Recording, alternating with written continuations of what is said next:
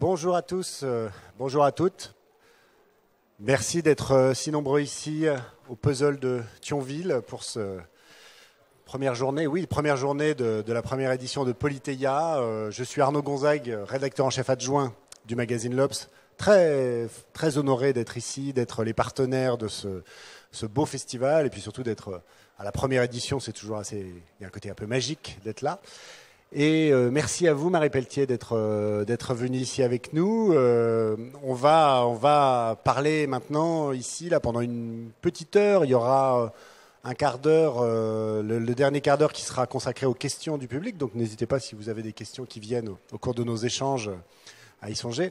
On va parler d'un sujet finalement assez peu abordé. On pourrait presque dire un point obscur de la liberté d'expression. Tout le monde est pour la liberté d'expression. Mais quand il s'agit des complotistes, est-ce que c'est de la liberté d'expression? Est-ce que c'est un excès de la liberté d'expression? Est-ce que ça doit se réguler? Qu'est-ce qu'il faut dire? Qu'est-ce qu'il ne faut pas en dire? Voilà. Donc ce n'est pas un sujet du bac, mais la thématique, les complotistes aiment-ils la liberté, est quand même extrêmement intéressante. Pour en parler, je serai donc avec vous, Marie Pelletier, qui est l'autrice d'un très beau livre qui s'appelle L'ère du complotisme, la maladie d'une société fracturée, aux éditions Les Petits Matins, que vous allez dédicacer après cet entretien. J'ai un deuxième livre. Parlez dans le... Oui, j'ai un deuxième livre aussi qui s'appelle Obsession. Et voilà. Et vous avez écrit aussi un livre qui s'appelle Les coulisses du récit complotiste. C'est Obsession, sous-titre Dans les coulisses du récit complotiste. D'accord, en 2018. Donc après notre échange, si vous êtes intéressé, vous pouvez aller avoir un livre. Voilà. Parce qu'il faut dire une chose, c'est que vous avez commencé à vous intéresser au complotisme à une époque où c'était encore un sujet entre guillemets exotique, puisque votre premier livre, qui est celui-ci, ça c'est une réédition en 2021 d'un livre, mais qui datait de 2016. En 2016, c'était pas un sujet aussi répandu qu'aujourd'hui. Là, il s'est passé pas mal de choses, notamment une pandémie mondiale qui a donné un petit peu un regard nouveau sur ce qui avant était considéré comme très marginal et qu'aujourd'hui on commence à regarder un petit peu différemment, mais on en parlera avec vous. La première question que j'ai envie de vous poser, Marie Pelletier, avant de savoir si le récit complotiste relève ou non de la liberté d'expression, c'est peut-être comment est-ce qu'on peut d'abord définir un récit dit complotiste? Définition, qu'est-ce qui différencie un récit complotiste d'un narratif politique ordinaire? Oui, c'est une question très importante parce qu'il y a énormément de confusion. D'abord, merci pour votre présence et merci pour l'accueil. Alors, on n'a pas tous exactement la même définition. Pardonnez-moi, je n'ai pas dit que vous étiez. Je crois que vous n'avez pas dit que vous êtes historienne. Effectivement. Voilà, et vous enseignez à Bruxelles, oui. Car vous êtes belge. Oui, c'est vrai. Ce qui vous donne un recul aussi sur ce qui pourrait être des évidences pour les Français. Sur certaines questions est très sain. Oui. Pardon. Et ce qui me donne aussi une certaine liberté dont je profite largement en France parce qu'on me pardonne plus de choses parce que je suis belge. Ça j'ai déjà remarqué. Donc je disais alors c'est très important ce que vous disiez sur qu'en fait c'est une mise en récit. J'ai une petite parenthèse, je remarque que très souvent dans le débat public, en ce compris des spécialistes d'ailleurs, ce qui est un peu inquiétant, on confond les mots complot et complotisme. Je trouve ça extrêmement inquiétant en termes de sémantique, puisque ça n'a absolument rien à voir évidemment. Le complotisme, c'est une mise en récit qui postule qu'il y a des complots. Ça n'a rien à voir avec un réel complot, un réel ou un supposé complot. Alors, justement, quand on parle de mise en récit, qu'est-ce que c'est?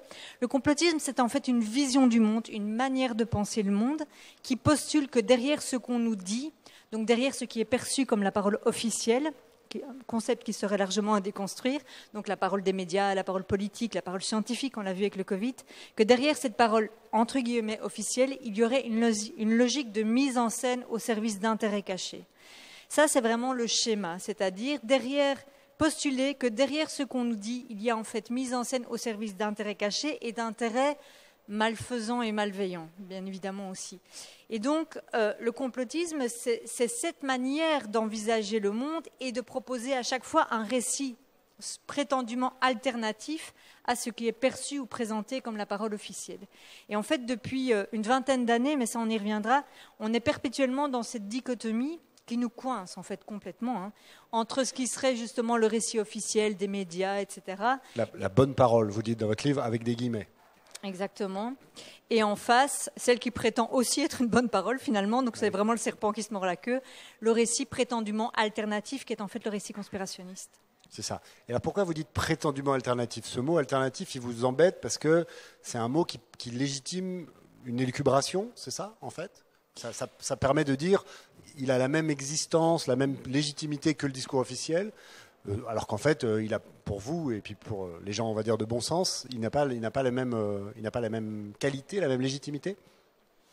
En fait, pour moi, ce qu'il faudrait, c'est sortir de cette fausse dichotomie entre récit officiel et récit alternatif. Pour moi, le récit officiel, c'est une notion déjà problématique parce que ça postule que derrière la parole, par exemple, politique, médiatique ou scientifique, il y a une logique cohérente et organisée. C'est déjà, en fait, un petit peu conspirationniste de penser comme ça. C'est en fait masquer la pluralité des points de vue, la pluralité des logiques d'oppression, etc. Et donc, finalement, la posture alternative, elle rentre aussi dans le même biais. C'est-à-dire que, comme elle postule qu'il y aurait un bloc homogène de toutes les élites, où on met dedans les journalistes, les intellectuels, etc. Ouais. Vous et moi, on y est, hein, ça c'est sûr. Ça c'est sûr. Ah, c'est sûr. Ah oui, ça c'est sûr. Et elle postule cette logique organisée, et donc c'est une espèce de posture, ce qu'on appelle aussi la posture anti-système. Hein. Alors à la fois très facile, c'est facile de dire je suis contre le système, je suis contre la parole officielle, mais en plus qui ouvre la voie, effectivement. Alors je dirais pas à des délires, parce que moi j'essaye de ne pas psychiatriser le complotisme. Justement, vous dites que c'est un vrai problème de dire des lubies, des délires. Moi, j'ai dit des élucubrations. C'est un peu plus neutre, peut-être. C'est un peu plus neutre, parce qu'en fait, je pense que le discours alternatif, c'est-à-dire conspirationniste, se part d'énormément de logique rationnelle, d'énormément de culture, de ressources livresques, etc. Contrairement à ce qu'on pourrait penser, les conspirationnistes, c'est des gens qui réfléchissent bien, souvent. Je sais que ça dérange de dire ça, mais je le pense. Pour beaucoup avoir parlé avec eux, surtout. C'est des gens souvent très érudits aussi, mais qui sont dans cette défiance systématisée à l'égard, encore une fois, de ce qui est perçu comme en fait la parole qui fait autorité en démocratie. C'est ça le point de départ. C'est de dire la parole qui fait autorité en démocratie, qui devrait être le lien social en quelque sorte, est en fait un leurre, est en fait un mensonge au service des intérêts de quelques-uns. Et c'est vraiment, si on n'appréhende pas cette défiance, ce moteur de la défiance, on ne comprend rien pour moi au conspirationnisme. Et donc si on dit c'est des débiles, c'est des gens qui sont fous, c'est des gens qui ne pensent pas bien, en fait, on ne fait que nourrir la dichotomie, d'une part, et surtout, on n'entend pas le problème politique qu'il y a derrière ce discours, parce qu'il y a un vrai problème politique. Alors, on viendra sur le problème politique, effectivement, qui est largement l'objet de votre ouvrage. Peut-être rappeler l'histoire récente, l'histoire immédiate, que vous êtes historienne, l'histoire immédiate du complotisme. Alors, on ne va pas revenir au complotisme moyenâgeux des Juifs qui profanaient les hosties, c'est pas ça. Mais du complotisme de 2023, quoi. Celui d'aujourd'hui, vous dites dans votre livre, et d'ailleurs c'est la couverture de votre livre, il remonte, il y a un moment fondateur du complotisme de nos années d'aujourd'hui, c'est le 11 septembre, quoi, 2001. Très clairement. Et d'ailleurs, c'est un peu marrant parce que la couverture de mon livre ressemble un petit peu à une une du Sun, comme ça. C'est un peu cheap, j'aime pas trop cette couverture. Mais en même temps, c'était très important d'avoir ce symbole et cette image sur cette couverture parce que tout mon travail sur le complotisme, et aujourd'hui, en fait, c'est quelque chose qui est assez repris, on va dire, ou dit par pas mal de spécialistes. Mais encore une fois, c'est vrai qu'à l'époque, quand j'ai commencé à le dire, c'était un petit peu, ça se disait moins, on va dire. C'est que le 11 septembre 2001 a été vraiment le moment de réactivation du conspirationnisme. Je dis réactivation parce que, pour faire très bref, et je ne vais pas faire tout un historique, mais il y a, notamment en France d'ailleurs, une tradition conspirationniste très, très fortement liée à l'antisémitisme, particulièrement ancrée depuis la Révolution française, qui vient d'acteurs contre-révolutionnaires, bien évidemment, et qui est un logiciel à la fois réactionnaire et antisémite, qui vise, depuis finalement, surtout la fin du XVIIIe siècle, à discréditer les élans révolutionnaires. Donc, à l'égard de la Révolution française, ça a été le cas aussi à l'égard de la Révolution russe, etc. C'est-à-dire qu'il y a un fond culturel conspirationniste dans nos sociétés, et ça, c'est très clair. Ce qui s'est passé, pour faire très bref et pour expliquer l'importance du 11 septembre, et vraiment, là, je balaye l'histoire très rapidement. C'est honteux de faire ça pour une historienne. Vous le faites pour nous, Marie. Vous le faites pour nous. Pardonnez-moi. Après la Deuxième Guerre mondiale, où quand même, évidemment, on a eu une prise de conscience, il ne manquerait plus que ça, de ce à quoi le logiciel conspirationniste antisémite avait conduit, puisque le conspirationnisme antisémite avait été une arme discursive de justification du génocide. Donc, le génocide juif était aussi le fruit de ce type de discours et des accusations à l'égard des Juifs de fomenter des plans de domination du monde, etc., etc. Donc, après la Deuxième Guerre mondiale, il y a cette prise de conscience, après le génocide, surtout après la Shoah, Et il y a une volonté politique et collective d'ostraciser ce type de discours. Ça, je pense que c'est extrêmement important à rappeler. Il y a eu l'interdiction de toute une série d'écrits antisémites et conspirationnistes. Ça ne veut pas dire qu'ils n'ont plus du tout circulé, mais ça veut dire quand même qu'ils ont été marginalisés, notamment des textes comme les protocoles des sages de Sion, etc., qui sont un peu les grands écrits conspirationnistes, ont été interdits à la vente. Et surtout, il y a eu ce qu'on peut appeler le récit du plus jamais ça, post-Deuxième Guerre mondiale, de dire on va faire société pour ne plus jamais que ça se reproduise. On connaît tous, enfin, je veux dire, on est beaucoup à avoir été baignés dans ce discours-là, le discours antifasciste, antiraciste et démocratique, de fortification des institutions démocratiques à travers le projet européen aussi, etc., etc. C'est important à rappeler, parce que ça veut dire que le fait qu'il y avait cette mémoire collective de la Deuxième Guerre mondiale et de la Shoah plus spécifiquement, a quand même permis une marginalisation du conspirationnisme durant la deuxième moitié du XXe siècle, pas une disparition. Hein. Il y a eu quand même les théories du complot sur Kennedy, sur l'homme qui a marché sur la Lune, mais ce n'était pas massif et mainstream comme aujourd'hui. Alors, qu'est-ce qui se passe avec le 11 septembre 2001 ? Là aussi, je vais le faire vraiment très bref, scandaleusement bref. Ce qui se passe, c'est que le 11 septembre 2001, c'est un traumatisme collectif extrêmement fort. Je fais toujours l'exercice partout où je vais, ça ne manque jamais, en tout cas pour ceux qui sont en âge, parce qu'il y a des personnes plus jeunes, mais d'avoir connu le 11 septembre 2001, on peut tous se rappeler où on était quand on a appris le 11 septembre 2001. Et à chaque fois que je dis ça, je vois les gens acquiescer, on a un souvenir très précis. Et en fait, ça, c'est la marque des traumatismes, généralement. C'est ce qui arrive aussi quand on perd un proche, on sait exactement où on était quand on l'a appris, etc. Il y a très peu de faits historiques pour lesquels on peut se dire ça. Et pourtant, pour le 11 septembre, c'est vraiment très massivement le cas. Ça veut dire qu'il y a eu un traumatisme très fort, et c'est important parce que le conspirationnisme, il prospère sur des traumatismes, toujours. Quand on a un traumatisme très fort, le 11 septembre, c'est aussi potentiellement le retour de la guerre. Rappelez-vous, on voit ces images, au début d'ailleurs, on n'a pas encore le mot attentat, on voit ces images d'avions qui s'engouffrent dans les tours, et on se dit, mais c'est la guerre qui revient. Donc il y a cette peur justement de se dire, mais on pensait que c'était plus jamais ça, et en fait non, on voit que nos sociétés potentiellement peuvent de nouveau vivre la guerre, l'insécurité, la violence. Alors, je ne vais pas évidemment refaire tout l'historique depuis le 11 septembre, mais c'est très important à comprendre parce qu'on avait besoin du coup d'un logiciel explicatif, d'une mise en récit de cet événement. Or, justement, le logiciel du plus jamais ça, le récit du plus jamais ça, était déjà un petit peu en train de s'éloigner. Au niveau générationnel, on était déjà en train un peu de se distancer de cette mémoire-là. Elle était encore là, mais elle était déjà un peu moins présente que 10 ou 20 ans auparavant. Et puis surtout, on a eu quand même Bush et son administration qui n'ont pas choisi ce récit-là pour mettre en récit cet événement. Ils auraient pu dire, mais en fait, on va remobiliser ce récit démocratique. Force est de constater que ce n'est pas franchement la couleur des récits de Bush, des prises de position de Bush. D'ailleurs, dès quelques heures après les événements, hein, si vous vous rappelez, il paraphrase le Christ, celui qui n'est pas avec nous est contre nous.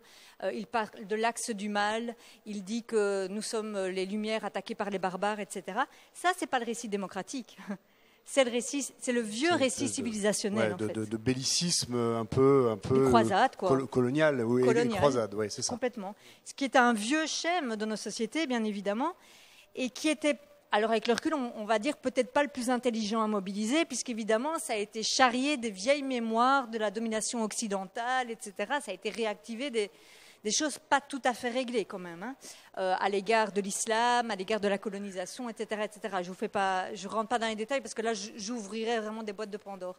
Mais donc il y a eu ce récit-là, le récit civilisationnel qui a été massif. Et ce qui est important à comprendre, parce que si on ne comprend pas ça, on ne comprend rien au conspirationnisme contemporain, c'est qu'en même temps, je dis bien en même temps, donc pas après, mais en même temps, il y a eu des acteurs antidémocratiques qui ont compris que c'était une fragilisation, c'était potentiellement un moment de fragilisation des démocraties, et qui ont proposé des récits de substitution sur le 11 septembre 2001, c'est-à-dire des récits prétendument alternatifs, justement. C'est qui ces acteurs ? Alors, je vais vous donner un exemple français, bien connu. Thierry Meyssan, par exemple. Pour ceux qui en ont sans doute peut-être déjà entendu parler, c'est un peu le pape du conspirationnisme contemporain, si on peut dire ça comme ça. Je ne sais pas si pape est le bon mot. En France ? Mais pour le coup, pour le 11 septembre, c'est au-delà de la France. Hein, tous les conspirationnistes du 11 septembre, même dans le monde anglo-saxon, citent Thierry Meyssan.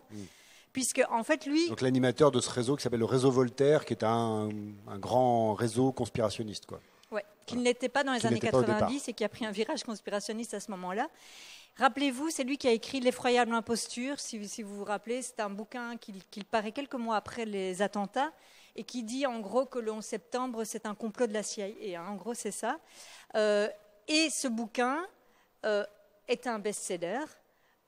Meyssan est reçu chez Ardisson, etc. Donc, c'est-à-dire qu'il y a ce discours est accueilli, j'ai envie de dire, de manière assez générale et mainstream. Et ce qui se passe, c'est qu'en fait, ça pose les germes du conspirationnisme contemporain. C'est qu'en gros, ce bouquin dit tout ça est un leurre des Américains pour renforcer leur domination. Vous voyez à quel point ça faisait miroir au récit civilisationnel. Et la preuve, c'est que Bush n'arrête pas de dire les autres sont des barbares. Évidemment, il avait un appui extraordinaire dans la personne de George Bush Junior. Il avait exactement le discours qu'il voulait entendre. Exactement. Et le système en marche, quoi. Exactement. Et c'est pour ça que ces deux récits sont en fait un récit bicéphale. C'est deux récits qui fonctionnent ensemble. Il ne faut pas croire que c'est soit l'un, soit l'autre. En fait, les deux ont besoin l'un de l'autre pour fonctionner. Et alors, dernier élément que je veux mentionner sur Meyssan et sur plein d'autres, parce que Meyssan est un peu la figure type, mais il y en a eu beaucoup d'autres, c'est que Meyssan, aujourd'hui, si vous le suivez un petit peu, il vit à Damas, c'est-à-dire qu'il collabore de manière très directe avec le régime de Bachar el-Assad, avec le régime iranien, etc., avec le Hezbollah. Il ne s'en cache pas du tout. Hein. Je veux dire, je ne suis pas en train de postuler des choses. Pour lui, sont l'axe de l'antisystème, en fait. C'est-à-dire qu'aussi, il y a ça. Il y a cette idée que, puisque l'Occident est devenu impérialiste et horrible, il faut aller... Tous les ennemis de l'Occident, par définition, sont mes amis. Il y a un peu cette logique-là. C'est totalement dans cette logique-là, et je pense que c'est aussi en partie dans l'autre sens, c'est que c'est aussi parce qu'il était déjà convaincu que les dictatures étaient en quelque sorte une meilleure réponse que les démocraties, que le conspirationnisme a été pour lui une arme pour convaincre, en quelque sorte. Et donc, effectivement, on avait déjà, si vous voulez, cette posture de propagande, en fait, qui était là dès le départ. Il y a quelque chose qui est extrêmement intéressant dans votre livre, c'est que par ailleurs, vous ne vous arrêtez pas à cette lecture qu'on pourrait dire événementielle. Dieu sait que c'est un événement avec un grand E, le 11 septembre, et puis les quelques acteurs dont on a parlé là. Vous dites qu'il y a aussi, pour comprendre le conspirationnisme et cette éclosion récente, il faut aller regarder du côté du sociétal, de ce qui se passe dans la société profondément. Ce n'est pas simplement un accident, ce n'est pas un accident de l'histoire d'une certaine manière. Qu'est-ce qu'il faudrait regarder qu'on n'a pas suffisamment regardé sur le complotisme à ce moment-là ? Ce qu'on n'a pas suffisamment regardé et qu'on ne regarde toujours pas vraiment suffisamment actuellement, c'est ce que ça dit de l'état de notre démocratie. Enfin, c'est ce que ça dit en tout cas de la confiance à l'égard de notre démocratie.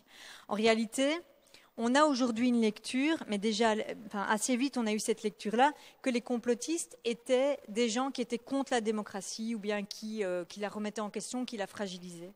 En réalité...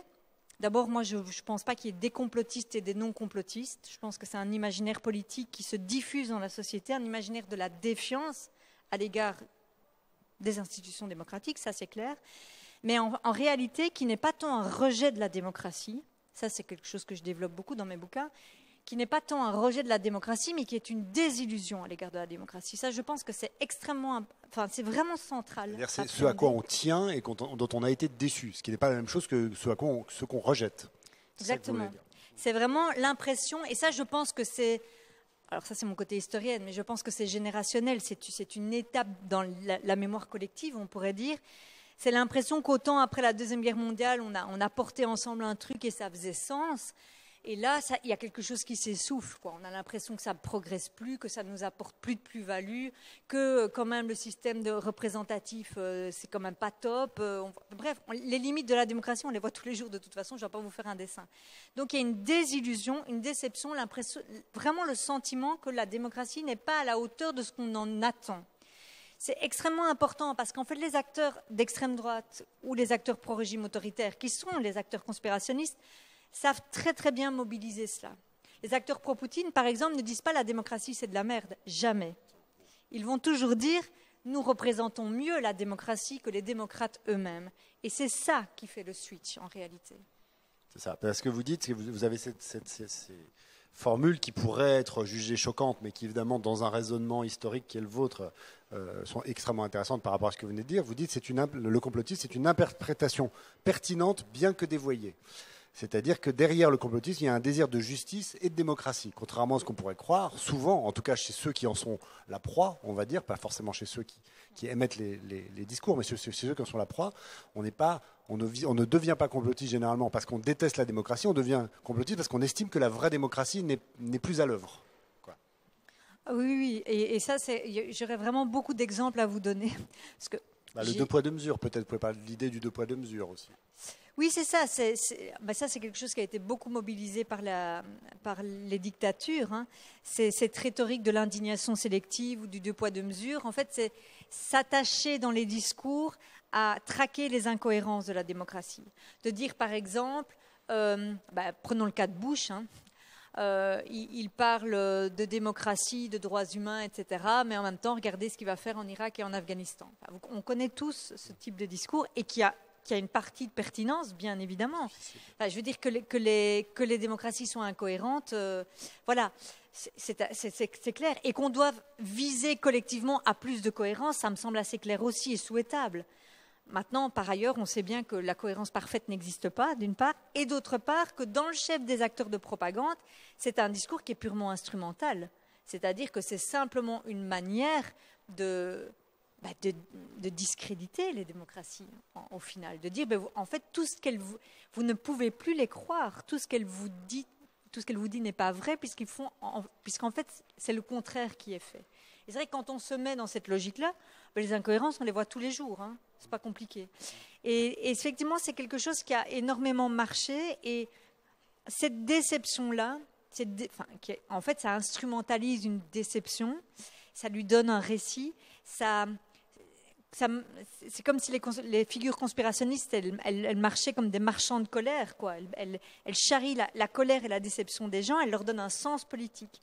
Mais ce que je voulais dire, c'est que quand on parle avec des personnes vraiment qui sont dans le logiciel conspirationniste à 100%, et là je ne parle pas des idéologues, je parle effectivement des gens qui s'abreuvent à ce type de contenu, quand on arrive à dépasser, et ce n'est pas toujours évident, hein, la discussion frontale avec leur pseudo-argument qui dit, je ne sais pas moi, il n'y a pas eu de 11 septembre, ou il n'y a pas eu d'attentat à Charlie Hebdo, enfin tout ce genre de récits, voilà, hein, pas très intéressant à entendre et à contre-argumenter.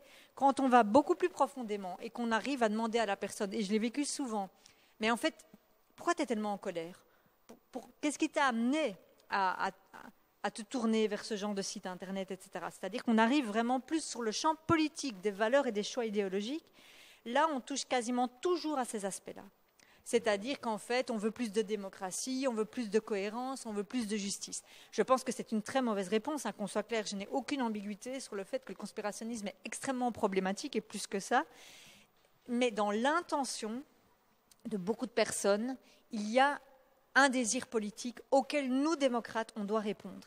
Et je trouve qu'on capitule à répondre à ça, d'autant plus que dans la lutte contre le complotisme ces dernières années, on a été de plus en plus dans l'idée que les complotistes étaient nos ennemis. Et ça, je pense que c'est vraiment quelque chose qui est en train de faire beaucoup de mal, et notamment depuis la pandémie d'ailleurs. Eh bien alors, justement, c'est l'occasion effectivement d'aborder ce point, c'est-à-dire que vous dites que face à la montée un peu incontrôlable comme ça des discours, des récits complotistes, les États, et notamment la France, a eu tendance à bander les muscles, quoi, à sortir les gros bras en disant attendez, nous ça va, on ne va pas se laisser avoir, on est la République avec un grand R, on est la laïcité avec un grand L, et vous allez voir ce que vous allez voir, on va marteler nos valeurs histoire de. Et évidemment, ce que vous dites de votre livre, c'est que ça crée un contre. Comment dire, si vous mettez un coup à quelqu'un, il a envie de vous le rendre, évidemment. Voilà, ça crée une espèce de contrepartie, un peu, ce que vous appelez un campisme, c'est-à-dire chacun finit par camper un peu sur ses positions. C'est comme ça que ça se passe, c'est ça? Oui, parce que cette posture, c'est ce que je vous disais de la posture alternative contre la posture officielle. En fait, le récit conspirationniste, il carbure à la polarisation. Il fonctionne sur la polarisation. Et donc, plus en face, on va être frontal, on va renforcer l'aspect binaire, l'aspect aussi, non, moi je ne me remets pas en question parce que c'est toi qui penses mal et c'est toi qui te trompes. Plus évidemment, on renforce les effets miroirs. Et d'ailleurs, c'est extrêmement frappant. Et je ne vais pas trop donner d'exemple parce que je ne voudrais pas être désagréable pour certains de mes collègues notamment, mais qui travaillent sur la même question que moi, je veux dire, mais parfois les effets miroirs sont extrêmement frappants entre l'anticomplotisme et le complotisme. C'est-à-dire qu'on a deux postures qui sont extrêmement similaires. La prétention d'avoir raison, la prétention de rétablir les faits. Par exemple, cette prétention de rétablir les faits, qui est un peu la grande mode actuellement avec le fact-checking, etc. Moi, je suis désolée, mais dans les sphères conspirationnistes, c'est exactement la même prétention. On passe son temps à dire qu'on rétablit les vrais faits, c'est ça. Tout le temps. Ouais. Donc il faut s'interroger sur cet effet miroir, à mon avis, parce que sinon on ne va jamais en sortir. Et par ailleurs, il y a une supériorité, si on peut dire, du récit complotiste sur la réalité, c'est que le récit complotiste est toujours beaucoup plus cohérent que la réalité. C'est ce que vous donnez cet exemple à propos du Covid. On a vu des autorités qui étaient débordées, qui ont dit une chose, qui ont dit une autre, parce que le réel, surtout en période de pandémie, il est complexe, alors qu'effectivement, en face, on a un discours qui est aux petits oignons très carrés, quoi. Et ça, évidemment, la supériorité rhétorique du complotisme, elle est là. Donc si on se met à jouer ce jeu-là... Oui, tout à fait. Il y a quelque chose pour ça qui est très intéressant. Alors, je n'ai pas le temps ici de faire une chronologie de la pandémie, mais je donne parfois des conférences sur le complotisme durant la pandémie pour montrer que même pendant la pandémie, il y a eu plusieurs phases en termes de récit, je veux dire, parce que moi, c'est toujours ça mon angle. En fait, pour faire très très bref, durant le premier confinement, donc il y a 3 ans maintenant, on a su, quand je dis on, c'est collectivement les politiques, les médias, etc., ont su proposer un discours assez fort quand même, qui était le discours de la solidarité, qui était le discours il faut rester chez soi pour protéger les plus faibles, pour protéger les soignants, etc. On applaudissait, rappelez-vous, on applaudissait les soignants. Bon, pourquoi je rappelle ça? Parce qu'en fait, ce premier confinement, d'abord, il a été très bien respecté. Il va falloir quand même rappeler les choses, pour ne pas toujours être dans des discours catastrophiques. Le premier confinement a été très bien respecté. C'est-à-dire qu'il a trouvé un espèce de consensus social. Et surtout, ce n'est pas du tout à ce moment-là que le complotisme a explosé. Pas du tout. C'est-à-dire, il y avait déjà du complotisme, qu'on soit clair. De toute façon, le complotisme, il est là dans la société. Encore une fois, votre livre, la première version, date de 2016. Donc bien sûr. Là, voilà. Mais les discours complotistes, à ce moment-là, si vous voulez, n'ont pas pris toute l'ampleur parce que, je pense, il y avait ce récit assez fort qui nous a permis de faire société. Le problème, c'est que ça n'a pas duré trop longtemps, cette affaire-là, parce que si vous vous rappelez, on sort du premier confinement dans une naïveté quand même assez déconcertante en se disant quasiment la pandémie c'est fini. Je le dis en autocritique, parce que je pense qu'on s'est tous un peu dit ça. On part en vacances pendant l'été, etc. Et puis là, je le fais encore une fois très schématique, mais pour faire bref, à l'automne, la deuxième vague nous rattrape. C'était très frappant. Donc moi, je suis prof dans une école supérieure à Bruxelles. On avait repris à la mi-août tout à fait normalement. Vraiment, limite, il n'y a pas de pandémie, quoi. C'était quand même un peu inquiétant quand j'y repense, avec des groupes d'étudiants de 40, etc. Donc, je veux dire, sans distanciation sociale. Bon. Évidemment, après 2 semaines, tout le monde a le Covid. Bon, avec le recul, on se dit, oui, effectivement, on était un peu débile. Mais pourquoi est-ce que je rappelle ça? C'est que du coup, on est rattrapé par la deuxième vague, et là, il y a... Alors, on peut parler de Macron, mais en fait, je pourrais dire la même chose de la Belgique, parce qu'en gros, ça a été pareil à peu près dans tous les pays européens. Il y a une réaction un peu chaotique du pouvoir. C'est-à-dire, c'est le deuxième confinement, rappelez-vous, qui n'en est pas vraiment un, où à la fois, on ne peut pas aller au restaurant, mais on doit quand même aller travailler. Enfin, des trucs qui ne font pas sens pour les gens. Et en plus... Je suis désolée, mais on est humain. C'est l'automne, il pleut. Enfin, au printemps, c'était sympa parce qu'il y avait du soleil et tout. Enfin, je dis, il y a un côté plus pénible qui s'installe. Aussi le fait que on se rend compte que la pandémie va durer. Je pense que c'est des paramètres. L'effet bis repetita aussi qui tout fait un à peu fait. peur. Et donc, il y a un découragement collectif. Je pense qu'on l'a tous vécu à ce moment-là. Et sur ce découragement collectif, donc des décisions collectives qui ne permettent pas de donner du sens à ce qu'on vit. Et je ne jette pas forcément la pierre au gouvernement en disant ça, parce que je ne dis pas que c'était simple de donner du sens à ce moment-là. Mais ce qui se passe, c'est que c'est à ce moment-là, donc vers octobre-novembre 2020, qu'il y a eu une explosion du conspirationnisme sanitaire. Et je pense que ce n'est pas pour rien que ça arrive à ce moment-là, quand en fait on peine à trouver un logiciel qui nous repermette de faire société et de tenir ensemble. C'est à ce moment-là, par exemple, qu'il y a eu en France le documentaire Hold Up, pour ceux qui s'en rappellent. Dans tous les pays européens, on a eu un équivalent. En Belgique, on en a eu un qui s'appelle « Ceci n'est pas un complot ». Ils paraissent tous à l'automne et ils font tous Ils rencontrent tous un succès dingue. Et en fait, c'est à ce moment-là, moi je l'ai vu pour la presse, que la demande presse à l'égard du conspirationnisme a explosé. C'était tout d'un coup, merde, qu'est-ce qu'on va faire? Parce qu'en plus, le vaccin arrive. On n'avait pas encore le vaccin. Et on savait qu'on allait devoir en plus convaincre les gens d'aller se faire vacciner. Mais donc, vous voyez, il y a aussi une temporalité. Ça ne s'installe pas tout d'un coup, le conspirationnisme. Ça correspond aussi à un contexte social donné. Mais, pour reprendre l'exemple du vaccin que vous donnez, globalement, il y a eu, Dieu sait qu'on a entendu parler des antivax et des mouvements antivax, etc. Quand on regarde les chiffres, en tout cas en France, la population a été très, très, très, très largement vaccinée. Enfin, s'est fait très largement vacciner. Donc, c'est vrai qu'il y a une aussi... il semblerait qu'il y a un tissu quand même qui tienne, si on peut dire. Alors, c'est intéressant. Alors, c'est vrai. Et partout d'ailleurs, les chiffres de la vaccination, en tout cas, enfin, ça dépend un peu des pays, mais en Europe occidentale, globalement, c'est quand même, les chiffres sont bons quand même. Ce qui est intéressant sur la vaccination, c'est que quand, notamment Macron, je prends l'exemple de Macron parce que je suis en France, quand je suis en Belgique, je prendrai l'exemple belge. Pendant la deuxième vague, il sait qu'il doit commencer à convaincre qu'il faut se faire vacciner. Si vous vous rappelez, il commence ses discours sur la vaccination en décembre 2020. Et il sait le climat très défiant que je viens de vous décrire et assez conspirationniste qu'il y a, et donc il a peur de parler de la vaccination. Si vous vous en rappelez, les premiers discours de Macron, c'est pas du tout « allez tous vous faire vacciner ». Je ne vais pas emmerder les antivax, il n'en était pas du tout là à ce moment-là. Pas du tout, du tout. Il dit c'est la liberté de chacun. C'est vraiment très intéressant à réécouter parce que il est vraiment dans une crainte. Il dit chacun fait ce qu'il veut, etc., etc. Et puis en fait, qu'est-ce qui se passe ? Et moi, je pense que c'est à cause du fait que les gouvernements sentent la défiance, donc ils ont une peur. Mais qu'est-ce qui se passe? C'est qu'au fur et à mesure des mois, ils se disent non, mais là, il va falloir quand même booster les gens, il faut que les gens y aillent, quoi. Et donc le discours se durcit en fait de plus en plus, avec en plus cette tendance française à toujours être très frontale. Martial. Voilà, exactement. Donc effectivement, à dire à un moment donné, je fais la guerre aux antivax, puis le pass sanitaire, etc., etc. Bon, on ne va pas revenir sur les débats, mais en tout cas, effectivement, on va avoir une position de plus en plus offensive. Mais ce qui est intéressant, c'est qu'aucun pays, en tout cas en Europe occidentale, si je ne me trompe pas, n'est allé jusqu'à l'obligation vaccinale. Ça, personne n'a osé faire l'obligation pure et simple. Bon, sachant que le pass sanitaire était un moyen un peu d'y aller, mais sans vraiment la dire, quoi. Donc, il y a eu tout ce mouvement-là qui était quand même très intéressant, mais en même temps, et c'est ce que vous disiez, force est de constater que la vaccination, elle a plutôt très bien marché. Et c'est ça, moi, je pense que l'année 2021, 2022 aussi d'ailleurs, a été comme...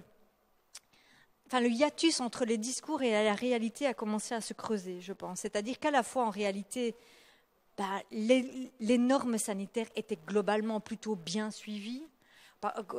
Les gens se faisaient plutôt globalement massivement vacciner. Et en même temps, pourtant, on entendait un discours de plus en plus offensif à l'égard des antivax, des complotistes, etc. Et de plus en plus, c'est un danger, il faut faire quelque chose, c'est de pire en pire. Ça, j'entends aussi beaucoup dans les médias. C'est pas vrai que c'est de pire en pire. Pour moi qui travaille sur ces questions depuis pas mal d'années, je trouve plutôt qu'il y a pas mal d'améliorations. Ça ne veut pas dire qu'il n'y a plus de problème. Je ne dis pas ça du tout. Ça ne veut pas dire non plus que pendant la crise sanitaire, il n'y a pas des personnes qui se sont un peu radicalisées. Ça, c'est clair et net. On en a tous vu, je pense, dans nos entourages, des gens qu'on perdait en quelque sorte. Donc, parce qu'en fait, les crises, c'est un contexte propice à se réfugier dans ce genre de logiciel. Donc, je ne nie pas du tout ça. Mais en même temps, c'est intéressant quand même, comme vous venez de le faire, de parfois ramener les choses simplement à leur réalité. En disant, OK, les antivax, ça correspond à quoi exactement en termes de chiffres en réalité? Pour aussi voir nos victoires. Je pense que les démocrates, de manière générale, ont de plus en plus de mal à engranger leurs victoires. Et ça, je pense que ça nous affaiblit beaucoup. C'est-à-dire qu'on a tendance à vouloir montrer les muscles contre un ennemi plus ou moins fantasmé, mais en revanche, dès qu'on réussit, on ne veut pas avoir l'air triomphaliste. Il y a quelque chose de cet ordre-là. Comme vous dites qu'il ne faut pas considérer que... Vous avez cette expression, vous dites que ce n'est pas une maladie. Le complotisme n'est pas une maladie de l'homme, c'est une maladie de la société. Donc c'est un problème collectif, un problème social, vous l'avez bien expliqué. Et vous reprenez ce mot de cette philosophe qui s'appelle Cynthia Fleury, et vous dites qu'un certain nombre de gens, depuis quelques années, même quelques décennies, se sentent en situation de maltraitance. Alors déjà, qu'est-ce que vous entendez par là? Et surtout, qu'est-ce qu'il faut faire en quelque sorte? Alors on ne va pas faire un grand programme pour que les gens aillent mieux, parce qu'on n'apprendra pas le temps. Mais ce que je veux dire, c'est qu'est-ce que vous entendez par maltraitance qui fait qu'un certain nombre de gens se réfugient, entre guillemets, dans les récits complotistes? C'est pas forcément, alors ça va paraître un peu choquant peut-être ce que je dis, mais c'est pas forcément une maltraitance réelle, mais c'est une maltraitance ressentie en réalité. Je pense qui est due évidemment à des injustices réelles, d'une part, les discriminations raciales, les clivages socio-économiques, etc. Enfin, je veux dire, les vieilles injustices profondes dans nos sociétés, elles sont toujours là et elles créent de l'exclusion et donc elles créent potentiellement le besoin de se réfugier dans un logiciel explicatif. Donc bien sûr, il y a ça. Pardon, je vous interromps là-dessus. Il y a une corrélation scientifiquement démontrée entre une adhésion d'une certaine population à un discours complotiste et le fait qu'ils sont marginalisés objectivement, socialement, moins diplômés, plus pauvres. Ça peut être une porte d'entrée. Non, alors il n'y a pas de... Comment dire? D'abord, c'est très compliqué de chiffrer tout ça, hein, parce que c'est très compliqué de définir ce qu'est un discours conspirationniste ou pas. Donc déjà, rien que ça, c'est un problème au niveau scientifique. Mais le conspirationnisme touche toutes les classes sociales. Donc il n'y a pas que les plus pauvres ou les moins instruits, etc. Hein, parce que ça aussi, c'est une idée qui a la vie dure, pas du tout. Mais par contre, je dirais que les personnes, et ça je parle plutôt de mon expérience plutôt que de chiffres, que les personnes qui sont dans ce logiciel-là ont très souvent un sentiment d'injustice très grand. Ça c'est sûr. Et que ce sentiment d'injustice soit réel ou pas. Et il peut se jouer à plusieurs niveaux. Soit une injustice sociale très concrète, oui, ça peut arriver dans certains cas, mais ça peut être aussi tout à fait autre chose. L'impression de ne pas être reconnu intellectuellement, enfin... Il y a un moteur autour de l'injustice. Et ce n'est pas tant le sentiment d'injustice qui est problématique, mais la manière dont il est instrumentalisé par les acteurs conspirationnistes et pro-dictature. Moi, je pense que c'est vraiment ça qu'il faut comprendre, c'est qu'à la rigueur on pourrait dire, on a tous un sentiment d'injustice, on a tous de la déception, de la colère, c'est bon, on ne devient pas tous conspirationnistes, bien sûr. Mais les discours pro-régime autoritaire et conspirationniste, je lis toujours les deux parce que pour moi, il y a un lien très fort idéologique. Ouais. Ils ont réussi, en fait, c'est une entreprise discursive qu'ils ont réussi ces dernières années, c'est à aller chercher cette désillusion, cette déception démocratique et à lui proposer un sens, à lui proposer une réponse clé en main. Et c'est ça leur victoire, qui a conduit, et je dis victoire parce qu'elle a conduit à l'élection de Trump en 2017. Hein, ça donne des victoires politiques. Peut-être de Bolsonaro, peut-être de tout un tas dont on connaît les choses. Ce qui semble absurde quand on vous entend, c'est que ce sont des gens qui considèrent qu'il n'y a pas suffisamment de démocratie et qui vont aller chercher des modèles autoritaires. C'est ça qui est pas intuitif, on va dire. Encore hier, je regardais sur Twitter avec cette histoire de 49.3 et tout ça, parce que moi, évidemment, à chaque fois qu'il y a des trucs comme ça, je fais de la veille, parce que je sais que c'est toujours très propice au discours conspirationniste. Le 49.3, il y a un discours conspirationniste. Si on inverse les chiffres, ça fait des trucs particuliers, non? Non, mais dans l'idée, ça y est, on est en dictature, il faut tout renverser, etc. Enfin bon, bref. Je voyais justement une vidéo conspirationniste, mais qui date d'il y a déjà plusieurs années, mais qui revient cycliquement à chaque fois qu'il y a un peu une agitation sociale, où c'est un type, je pense que c'est un gilet jaune d'ailleurs, qui dit ah mais vous voyez en fait, enfin qui fait une comparaison entre Macron et Poutine pour dire en gros en fait vous voyez bien que Poutine est beaucoup plus démocrate que Macron. Et je ne sais plus très bien comment il justifie, mais il dit notamment, justifie par rapport au pourcentage de population qui soutient. Il dit voilà, en France maintenant, aujourd'hui, il n'y a plus que 10% qui soutient Macron, je ne sais plus quel chiffre il donne, tandis que Poutine, on sait qu'il y a, je ne sais pas moi, 60 ou 70%. Bon, cela dit, check tes chiffres, hein, mais bon, c'est autre chose.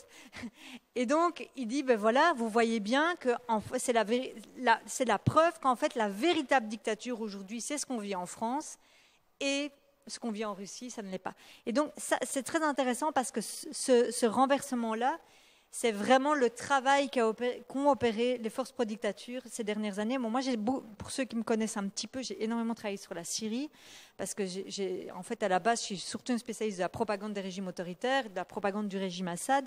Quelqu'un comme Assad, par exemple, qui est encore peut-être plus caricatural que Poutine, a très bien su jouer, si vous voulez, aussi cette carte-là, en se présentant comme le grand résistant à l'Occident, évidemment, en se présentant par ailleurs comme un dictateur cravaté qui faisait face aux hordes de barbares sanguinaires, donc le rempart civilisationnel. Assad, c'est magnifique, hein. Il est à la fois le rempart civilisationnel et en même temps le grand rebelle antisystème, donc c'est très pratique. Et il a réussi, je dis réussi parce que c'est une victoire politique dans les opinions publiques occidentales, hein, à se présenter comme quelque part pas moins pire que les démocraties et donc comme un moindre mal. Avec en plus un fond bien culturaliste anti-arabe en se disant de toute façon les Arabes ont bien besoin d'un dictateur, hein, ça c'est évidemment, ça reste encore fort présent dans nos sociétés. Il a su utiliser ça pour se présenter quelque part comme, alors non seulement un moindre mal, mais aussi comme pas si pire en fait que nos représentants. Et ça, ça a convaincu beaucoup de gens. Autant je suis optimiste sur beaucoup de choses, comme vous le voyez, enfin optimiste oui, je crois qu'il y a matière à être optimiste, autant il ne faut pas sous-estimer le fait que beaucoup de gens même qui ont cette soif démocratique, etc., de justice qu'on a décrite, ont cette confusion en tête, ont cette confusion que finalement les dictateurs, c'est peut-être pas aussi pire que ce qu'on dit. Et qu'à certains égards, comme on le disait, Poutine peut-être est un meilleur démocrate que Macron. Ce qui est quand même évidemment extrêmement problématique. Ce qui est assez troublant, c'est que par ailleurs, il y a eu pas mal, alors je ne peux pas citer d'études scientifiques là-dessus, mais beaucoup d'articles dans la presse, notamment dans Le Monde, qui montraient qu'il y a une corrélation entre à un moment un discours climato-sceptique, donc le réchauffement climatique, c'est pas tout à fait ce qu'on nous dit, c'est pas. Les mêmes ont adhéré à un discours anti-vax, les mêmes après ont adhéré à un discours pro-Poutine. C'est-à-dire que c'est comme si, sur des sujets qui n'ont quand même rien à voir, là pour le coup, il y avait une cohérence cachée, en quelque sorte. En fait, ça a à voir. C'est ça qu'il faut comprendre. J'ai d'ailleurs, si ça vous intéresse, j'ai donné une interview au Monde au début de la guerre en Ukraine, où la question en gros, c'était, parce que c'était un peu c'était devenu un peu un marronnier dans les médias, pourquoi les anti-vax sont-ils pro-Poutine Et en fait, alors évidemment, je sais que je travaille depuis longtemps là-dessus, donc c'est normal que ça me semble évident, mais pour moi, ça me semble évident. Et c'est pour ça que j'ai toujours relié le logiciel conspirationniste au logiciel pro-régime autoritaire. Parce qu'en réalité, ce sont les acteurs pro-dictature qui ont poussé le narratif conspirationniste dans nos sociétés depuis 20 ans. Et donc, ils le font au nom de quoi? Au nom du fait, tout ce qu'on a dit, hein, que le système démocratique n'est pas à la hauteur, etc., etc. Et ils proposent tout le temps leur narratif de substitution. Et en fait, ça marche sur tous les sujets. En fait, j'ai parfois l'impression, moi, que je donne depuis 10 ans la même interview sur tous les sujets. Changer quelques mots, mais en fait, c'est la même chose. Parce que c'est tout le temps le même schéma. C'est le même mécanisme. C'est tout le temps le même mécanisme. C'est on vous dit ça, mais en fait, on vous ment. Et voici les preuves qu'on vous ment. Et voici la proposition de récit alternatif. Et en fait, une fois du coup qu'on est climato-sceptique, on va être anti-vax, on va être pro-Poutine. Je me rappelle au moment des Gilets jaunes. Pardon, est-ce qu'on peut, à un moment de l'état de l'opinion, se dire le climato-scepticisme est moins le vent en poupe? Il y a moins de gens qui y croient parce qu'il y a des preuves maintenant on les a sous les yeux. On délaisse un petit peu commodément cette tendance-là. Je ne parle pas encore une fois, je parle des gens sincères. Hein, je ne parle pas des gens qui instrumentalisent. Les gens sincères peuvent se dire, j'oublie, tiens, que je suis un peu climato-sceptique parce que j'avais cru comprendre moi que d'une certaine manière on était passé de l'un à l'autre un peu. Vous voyez ce que je veux dire? C'est-à-dire qu'il y a une espèce de nébuleuse comme ça s'est pas ajouté. On est passé un peu d'une cause qui était un peu déclinante, le climato-scepticisme, à une cause très en vogue, les antivax. Il y a un peu les deux. Je pense quand même que ça se superpose. Ouais. Par exemple, je pense que les antivax en fait étaient souvent déjà pro-Poutine avant. Ça, c'est un peu mon hypothèse. Mais c'est vrai qu'il y a aussi en fait une faculté des réseaux conspirationnistes à profiter des buzz, en fait, de profiter de l'actualité. C'est-à-dire à chaque fois qu'il y a justement une grosse crise, et la crise en Ukraine, le déclenchement de la guerre en Ukraine en était une, évidemment, la crise sanitaire aussi, etc., à mobiliser autour de ce sujet et en faire le sujet principal. Mais je ne pense pas que pour autant les personnes oublient leur précédent combat. C'est-à-dire que moi je parle souvent d'un package. Le conspirationnisme, c'est comme un package sémantique, quoi. On a un sac avec toujours la même sémantique et on peut l'appliquer à n'importe quel thème. Ce qui est bien la preuve qu'elle est vraie, puisqu'elle s'applique à tout. Ah oui, ça marche partout, donc effectivement. C'est bien la preuve que c'est vrai, c'est ça. Eh bien, nous allons laisser la parole au public. Avez-vous des questions? Monsieur, alors attendez, il y a un micro qui doit circuler, parce que comme on est filmé, il faut aussi que les gens qui nous regarderont puissent vous entendre. Je redis, j'en profite pour dire que donc l'ère du complotisme, la maladie d'une société fracturée, et donc cet ouvrage qui est réédité en 2021, vous le signez avec un autre de vos ouvrages qui s'appelle Obsession, juste après cette conférence. Et à côté, juste ici sur la table. On l'avait réédité pour la petite histoire pour les 20 ans du 11 septembre. Ah oui, d'accord. Alors, deux questions me viennent à l'esprit à l'écoute de votre démonstration. et qui sont au cœur de cette dernière. Je tiens tout d'abord, pour ne pas figurer en tant que cas d'école de complotisme, que je ne le suis absolument pas.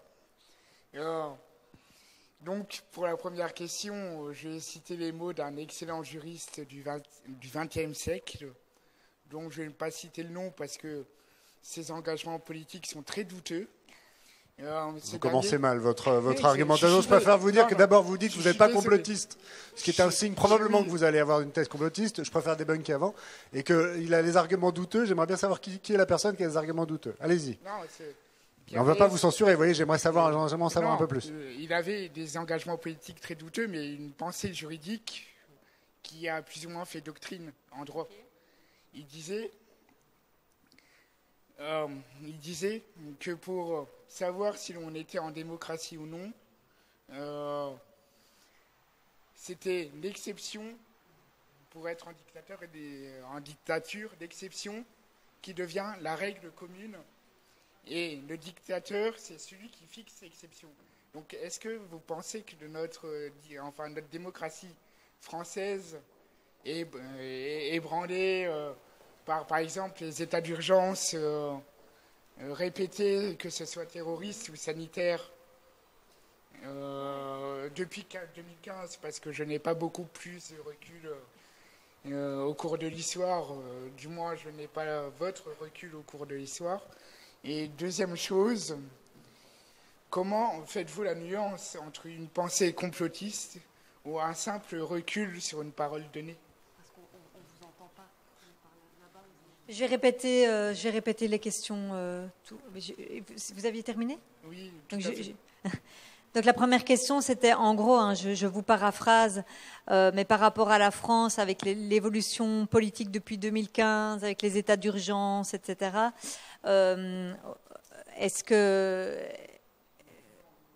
est-ce qu'on est toujours en démocratie ? Voilà la question. Et la deuxième question, qui est une question qu'on me pose très souvent et qui est importante, comment faire la différence entre un discours complotiste et un discours critique ? On pourrait dire ça comme ça. Alors pour la première question, moi je peux donner mon opinion, mais ça va être juste mon opinion, évidemment politique. Peut-être de belge, justement, je vais mettre ma casquette de belge pour être plus confortable. Non, mais même de manière générale même. Est-ce que les dérives antidémocratiques peuvent affaiblir nos sociétés et peuvent donc être un terreau pour le complotisme ? Je le pense tout à fait, bien évidemment. Et donc je pense que tout abus de pouvoir, quel qu'il soit, et bien sûr qu'on peut tout à fait questionner le choix de l'état d'urgence ou le choix du 49.3, pour prendre un exemple tout à fait récent. Je pense que moi d'ailleurs je me suis exprimée sur les réseaux sociaux, si jamais ça vous intéresse d'aller voir, de manière très virulente sur ce qui s'est passé hier par rapport au 49.3, parce que je pense que c'est des choses qui vont vraiment nuire à la lutte contre le complotisme. Donc ça, c'est quelque chose sur lequel moi j'ai toujours été extrêmement claire, c'est que la lutte contre le complotisme, c'est d'abord un travail sur nos propres positions et nos propres discours.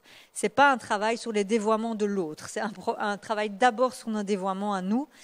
Et donc, oui, bien évidemment, et d'ailleurs, je vois bien comment l'anticomplotisme est instrumentalisé par le pouvoir pour justifier n'importe quelle politique, en disant, en quelque sorte, si vous la remettez en question, vous êtes complotiste. Et donc, ça devient un vrai problème. D'ailleurs, le gouvernement français, je trouve, joue énormément de ça, et ça me pose beaucoup de problèmes. Je pourrais vraiment critiquer aussi le gouvernement belge, je vous rassure, mais voilà. Je crois que si je critique le gouvernement belge, ça ne vous dira pas grand-chose, donc voilà. Alors, pour la deuxième question... Beaucoup de gens disent « Oui, mais enfin, est-ce qu'on a encore le droit de critiquer sans être taxé de complotiste ?» Alors ça, je peux vous dire, c'est un truc, on me le dit au moins une fois par jour. C'est vraiment... Et c'est intéressant parce que ça postule qu'il y aurait des degrés dans la critique et qu'à un moment donné, on deviendrait trop critique et donc on basculerait dans le complotisme. En fait, pour moi, le complotisme n'est pas une parole critique. C'est un dévoiement de la parole critique. C'est une fausse parole critique. C'est-à-dire que, au nom d'un postulat idéologique, on prétend douter, et je vais donner tout de suite un exemple, on prétend douter, mais le doute est simplement au service de notre vision idéologique. Les conspirationnistes du 11 septembre, pour prendre un exemple, puisque moi j'ai beaucoup travaillé sur eux, ils feignent de douter, et sans doute qu'ils s'en convainquent d'ailleurs, que les tours ne sont pas tombées de la bonne manière, ou qu'il n'y a pas eu d'avion sur le Pentagone, enfin tous les trucs qu'on a déjà entendus, ou bien les cartes d'identité des terroristes et tout. Mais tout ça est au service de quoi ? Simplement de corroborer leur thèse de départ, qui est, par exemple, c'est un complot de la CIA. Donc, c'est l'inverse du doute. L'esprit cartésien, c'est pas ça. C'est pas d'abord avoir notre conviction, notre postulat figé, et puis chercher tous les éléments qui vont aller dans le sens de ce qu'on croit. Malheureusement, le conspirationnisme, c'est ça. Mais donc, est-ce que la critique politique est encore possible, mais plus que jamais? Est-ce qu'elle est souhaitable plus que jamais? Alors, c'est pas toujours facile, parce que justement, comme on est dans une binarisation, la critique politique, dans ce contexte-là, n'est pas toujours bien comprise. Par exemple, durant la deuxième vague que j'évoquais tout à l'heure, j'ai fait une tribune dans Le Monde, vous la retrouverez sans doute si ça vous intéresse, très critique sur Macron, sur la manière dont Macron gérait la crise, par rapport à ce que je vous disais tout à l'heure. Je trouvais que les décisions n'étaient pas cohérentes, etc., et que donc ça ne permettait pas de faire un récit commun. En gros, c'était ça. Et je sais que, par exemple, donc c'était pas forcément, on ne peut pas dire que je suis une complotiste, quoi. Mais justement, ça dérange pas mal de gens dans l'anticomplotisme parce que malheureusement, on est tombé dans un truc assez binaire. Oui. Comme si on devait être du côté... Vous allez donner des armes à nos ennemis, en quelque sorte. Alors que je pense que c'est l'inverse. Il faut réinstaurer la possibilité d'une vraie critique politique qui, justement, n'ait rien à voir avec le conspirationnisme. Merci de cette réponse. Est-ce qu'il y a une autre question? Monsieur.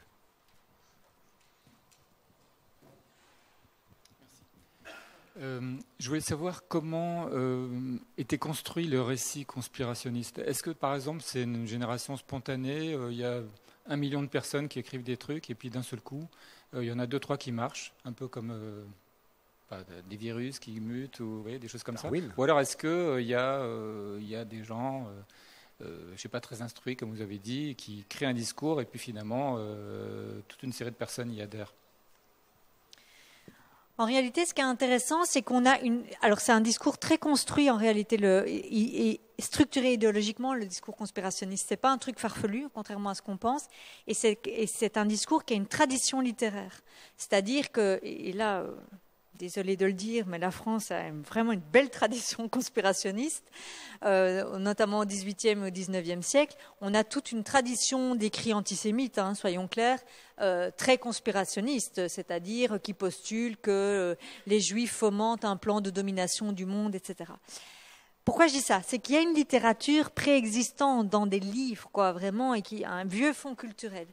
Ce qui s'est passé, c'est que dans l'entrée dans les années 2000, il y a eu une série de ce qu'on pourrait appeler aujourd'hui des influenceurs, par exemple Alain Soral, qui a été quand même un des premiers à le faire au niveau francophone.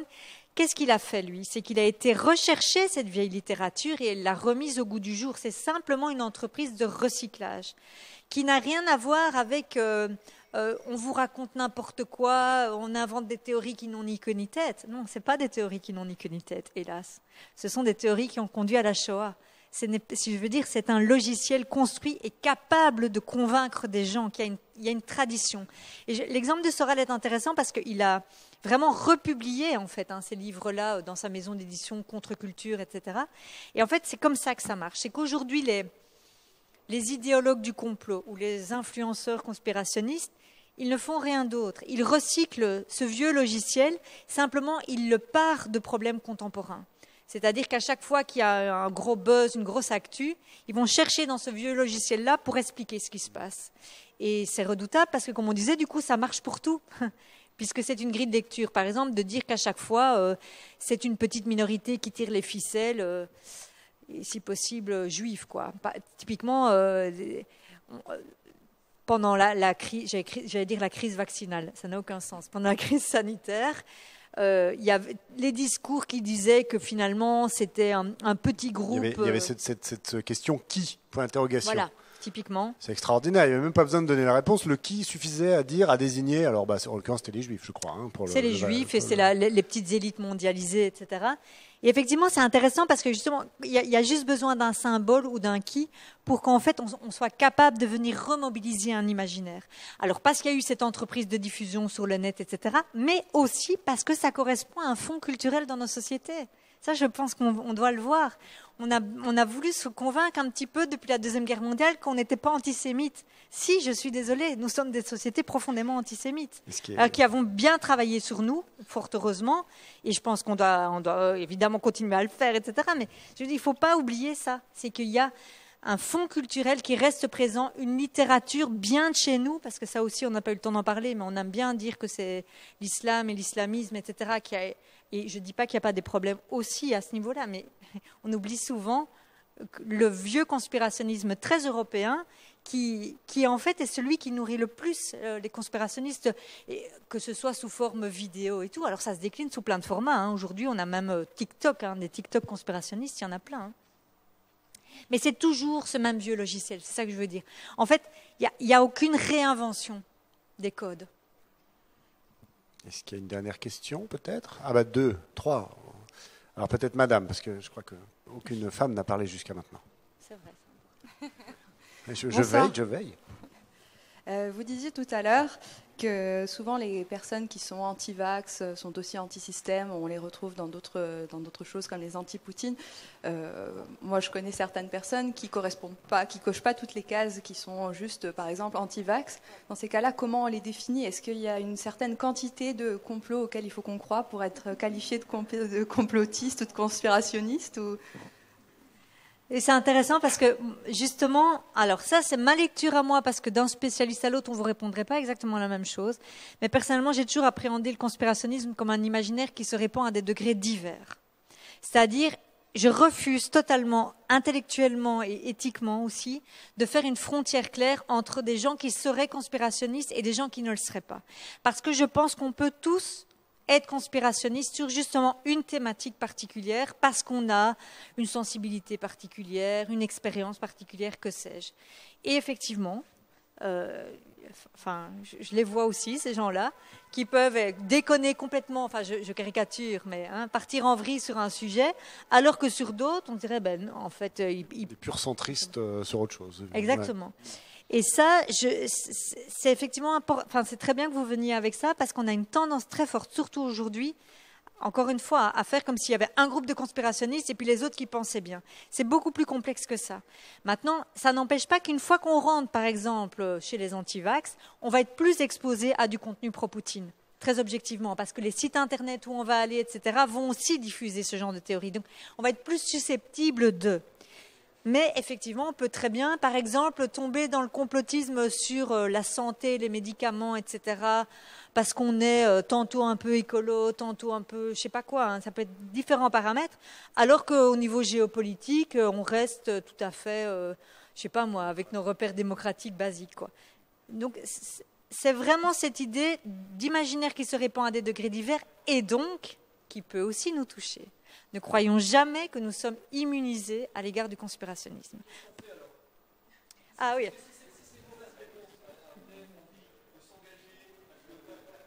Comment on traite ce faux culturel-là? Alors, vous avez 2 heures. C'est un gros truc. Oui, je vais le dire juste en quelques mots, mais d'habitude, effectivement, en plus, c'est très bien que vous posiez la question, parce que j'essaie toujours de terminer sur les pistes d'action. Voilà, c'est quand même important. C'est un chantier au long cours, déjà. Il n'y a pas de formule magique, c'est pas avec des hashtags sur Internet ou je ne sais pas quoi, ou des solutions techniques. J'aime la République. J'aime la République, c'est ça. Hashtag général. Ça, généralement, c'est pas... Voilà, en fait, c'est un chantier pour recréer de la confiance. C'est une maladie de la confiance, le conspirationnisme. La confiance en la démocratie, mais donc confiance aussi dans notre société. Donc le chantier politique premier, c'est ça.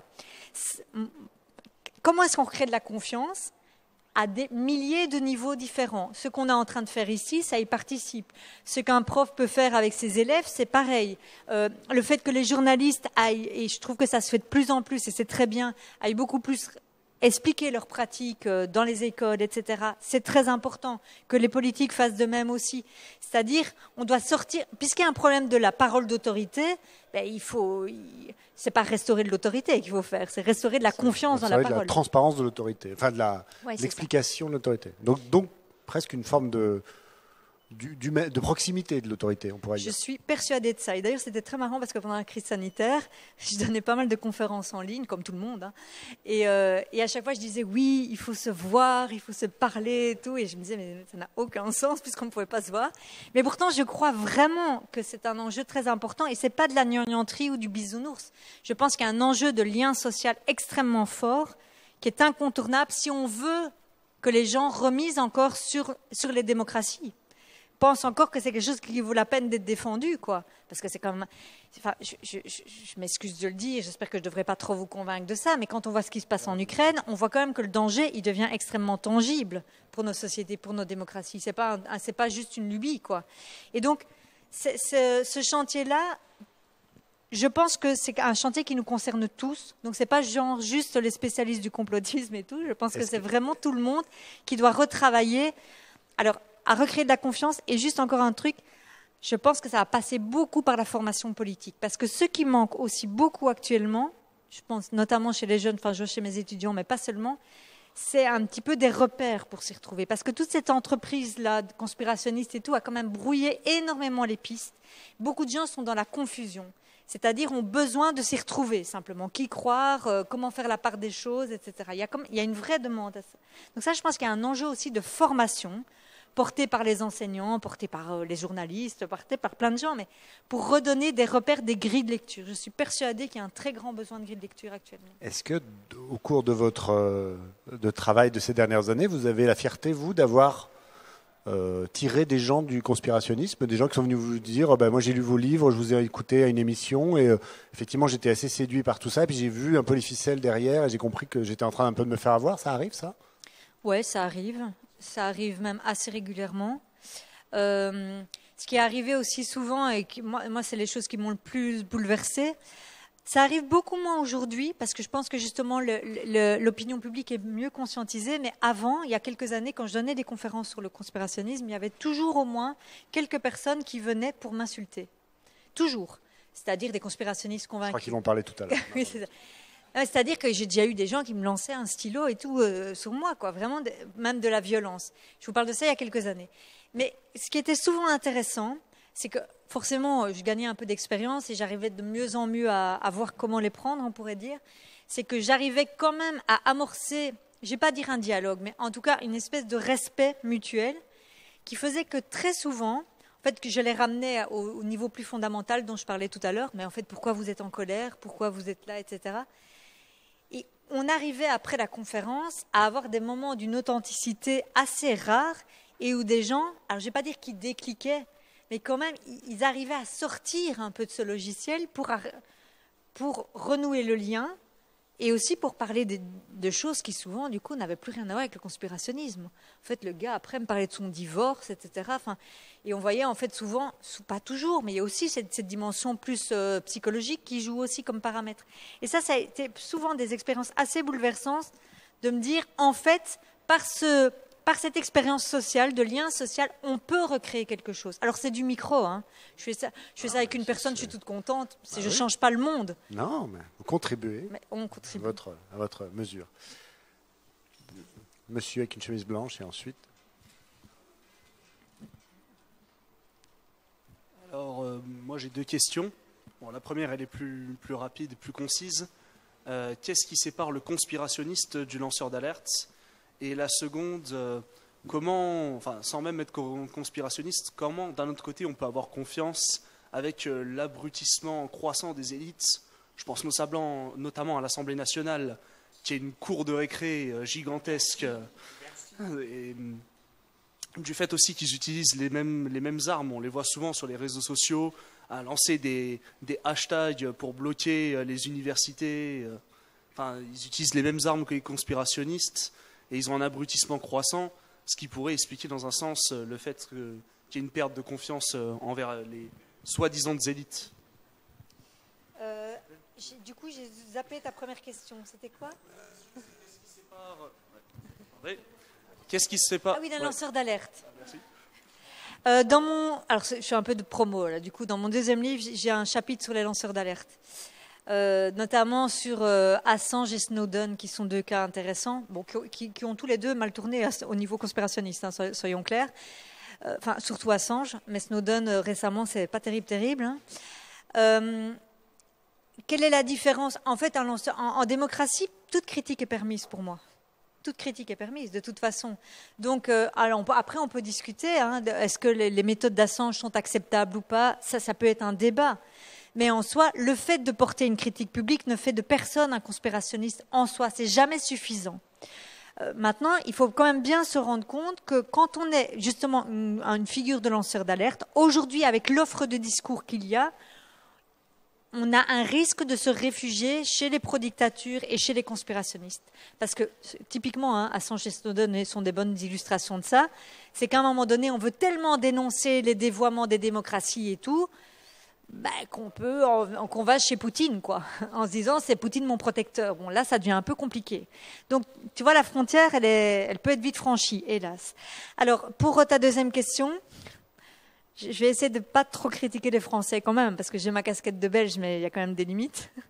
Moi, il est vrai que quand je regarde l'Assemblée nationale française, je suis toujours assez hallucinée de la manière dont les gens se comportent. Hein.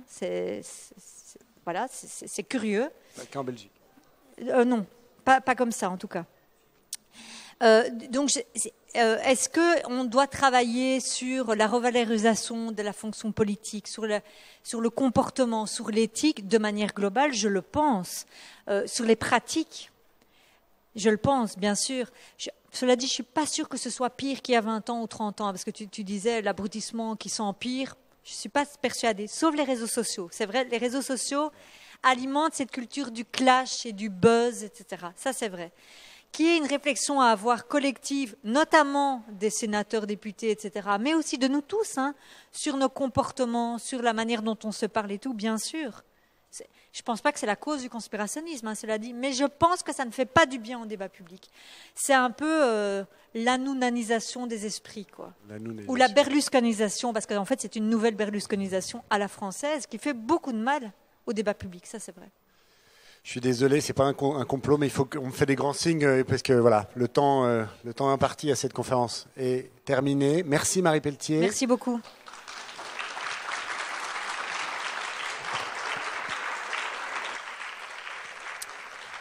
Je rappelle donc l'ère du complotisme, la maladie d'une société fracturée que vous allez maintenant en direct et en grande proximité signer aux gens qui le veulent bien. Merci beaucoup.